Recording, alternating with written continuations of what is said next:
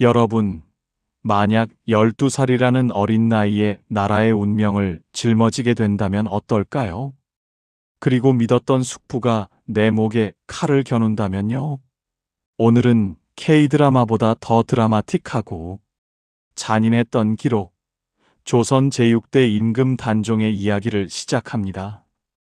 역사는 승리한 자들의 화려한 기록을 남기지만 민심은 때로 패배한 자의 서글픈 눈물을 기억합니다. 여기 조선 500년 역사에서 가장 가슴 아픈 이름이 있습니다. 조선 역사상 가장 비극적인 임금.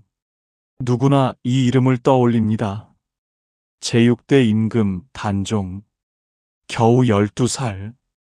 친구들과 뛰어놀아야 할 어린 소녀는 아버지 문종의 죽음 이후 홀로 남겨졌습니다.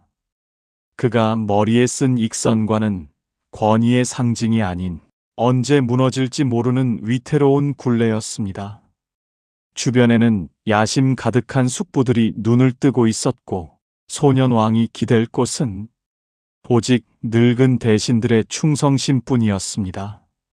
과연 자신이 마주할 미래를 알고 있었을까요?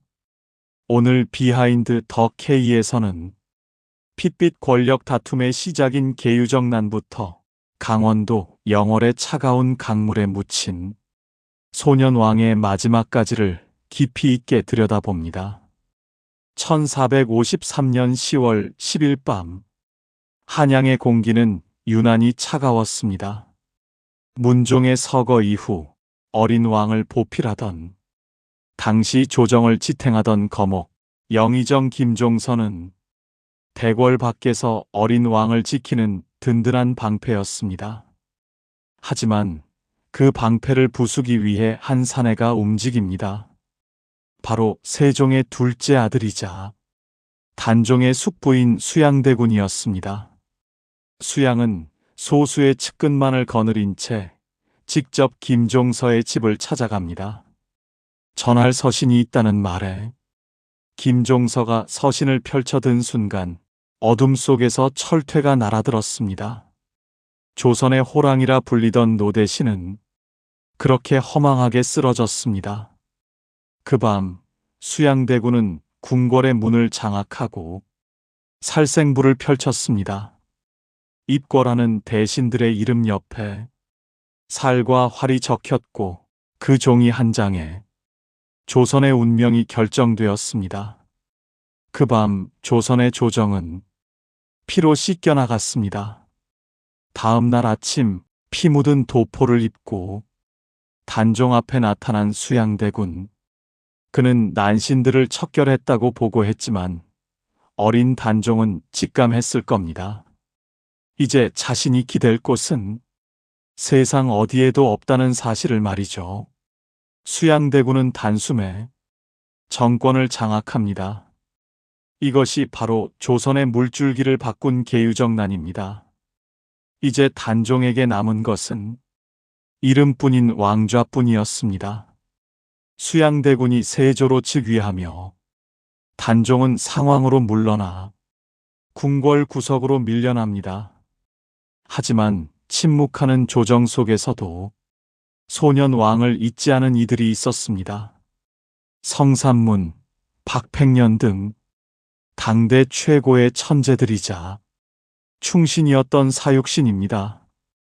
이들은 세조의 즉위 연회날을 거사일로 잡고 단종을 다시 왕위에 올릴 계획을 세웁니다.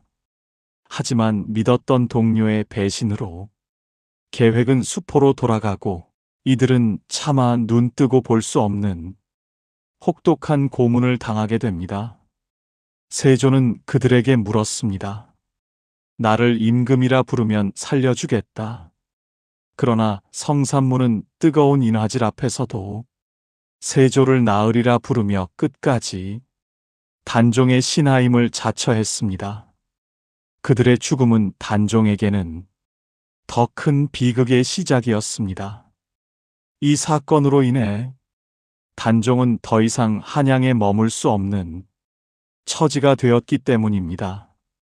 1457년 6월 무더위가 시작될 무렵 단종은 노산군으로 강등되어 유백일에 오릅니다.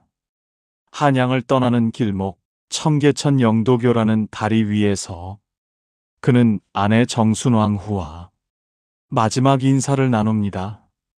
서로의 손을 꼭 잡고 살아서 다시 보자던 약속은 결국 500년이 흐르도록 지켜지지 못한 영원한 이별이 되었습니다. 그가 도착한 영월의 청령포는 삼면이 깊은 강물로 막히고 뒤편은 험준한 절벽인 그야말로 육지 속의 감옥이었습니다. 17살의 소녀는 그곳에서 홀로 돌을 쌓아 올리며 한양에 두고 온 아내와 그리운 이들을 생각했습니다. 적막한 소나무 숲 사이로 들리는 강물 소리는 소년 왕에게는 세상의 마지막 배웅처럼 들렸을지도 모릅니다.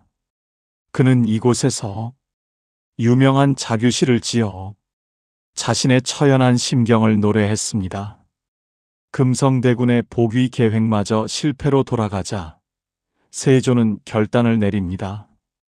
결국 세조는 조카에게 최후의 명령을 내립니다. 유배지로 전달된 사약 1457년 10월 24일 단종은 17세의 꽃다운 나이로 생을 마감합니다. 실록은 그가 스스로 목숨을 끊었다고 기록하지만 민간의 전언은 다릅니다.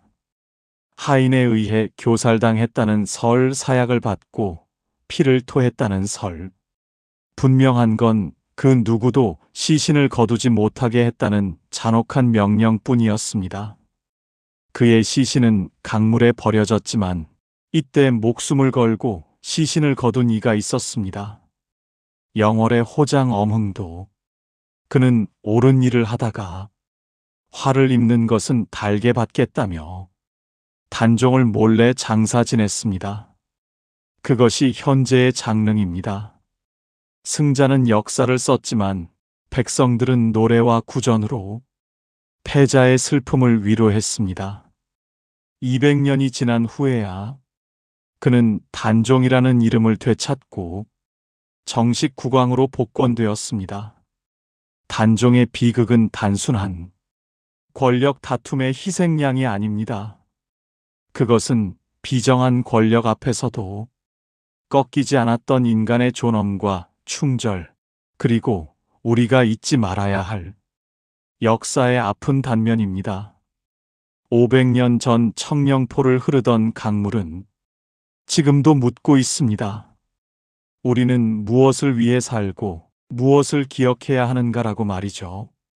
단종이 세상을 떠난 지 200여 년이 흐른 숙종대에 이르러서야 그는 다시 왕의 이름을 되찾았습니다. 비록 짧은 생이었고 비극적인 죽음이었지만 우리는 왜 아직도 그의 이야기를 기억할까요?